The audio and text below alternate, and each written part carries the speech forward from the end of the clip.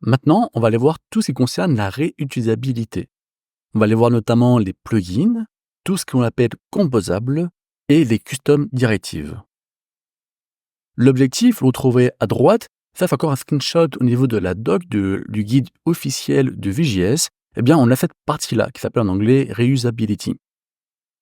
Un des critères pour qu'un code soit de bonne qualité et qu'il soit factorisé. Et nous, on va voir comment factoriser en VJS, notamment avec la notion de réutilisabilité. Pour cela, nous allons voir 3 points. Composable, c'est-à-dire qu'on va pouvoir partager des fonctions avec la gestion de l'état entre différents composants. Donc au lieu de coder une fonction 20 fois, on la code une seule fois et des components vont l'utiliser. On va aussi avoir tout ce qui est custom directive. Donc vous vous rappelez, c'est les vif, von, vbind. Et ben nous, on va pouvoir créer notre propre directive à ce niveau-là. Enfin, on ira voir les plugins. Donc un plugin, c'est le fait de pouvoir partager un ensemble de fonctionnalités à tous nos components. Donc partager des fonctions, des états, des directives, etc., etc.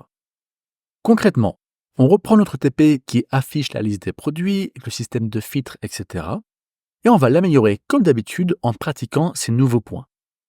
On commencera d'abord par utiliser composable pour gérer l'ajout au panier. Cela sera utilisé sur la liste des produits et sur la pop-up avec un nouveau bouton.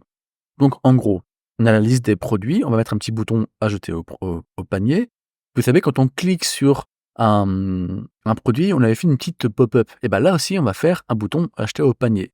Sauf que c'est 2 components différents. On ne va pas réutiliser à chaque fois le même code. Enfin, on ne va pas coder 2 fois le même code. Mais on va réutiliser justement le même code via composable, qui lui va être un fichier qui va gérer tout ce qui est ajout au panier, suppression, modification, etc., etc. Ensuite, on va créer notre propre directive vHighlight pour mettre en surbrillance temporairement un produit qui vient d'être ajouté au panier. Enfin, on va créer un système de toast ou de notification en français via un plugin pour afficher différents messages à l'utilisateur. Et comme ça, on aura bien utilisé composable, les custom directives et les plugins. Comme toujours, je vous explique le fonctionnement d'un des points via un cours, puis on pratique en codant cette nouvelle fonctionnalité. On répète cela pour les 3 points de la réutilisabilité. À la fin, on fait le petit bilan habituel.